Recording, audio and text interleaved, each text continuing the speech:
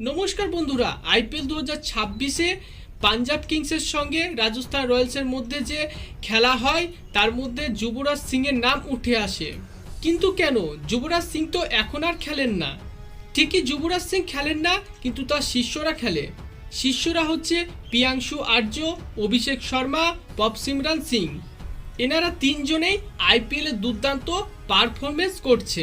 প্রিয়াংশু আর্য ও pop Simran Singh Punjab কিংসের হয়ে দুর্দান্ত ওপেনিং করছে, দুর্দান্ত পারফরমেন্স করছে। এবং অভিষেক শর্মা সানরাইজার্স হায়দ্রাবাদের হয়ে দুর্দান্ত ওপেনিং ব্যাটিং করছেন।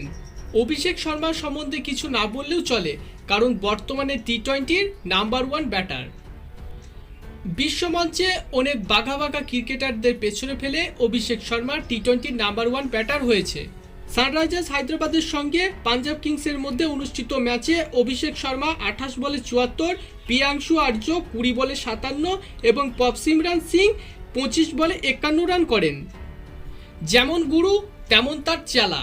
যুবরাজ সিং আগে দুর্দান্ত ব্যাট করে অনেক ম্যাচ জয় করেছে। এখন বর্তমানে পপ সিমরান সিং, অভিষেক শর্মা এবং প্রিয়াংশু আর্য সে কাজটাই করছে। এবং ইয়াং প্লেয়ার রাজস্থান রয়্যালসের হয়ে খেলছেন বৈভব সূর্যবংশী, তারও আইডল হচ্ছেন যুবরাজ সিং।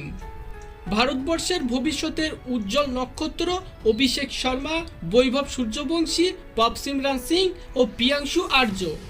তাদের ব্যাটিং স্টাইল, তাদের খেলার ধারাবাহিকতা অনেকের মন জয় করে নিয়েছে।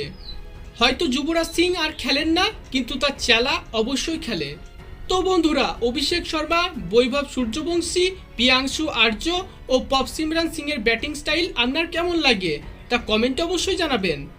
ধন্যবাদ।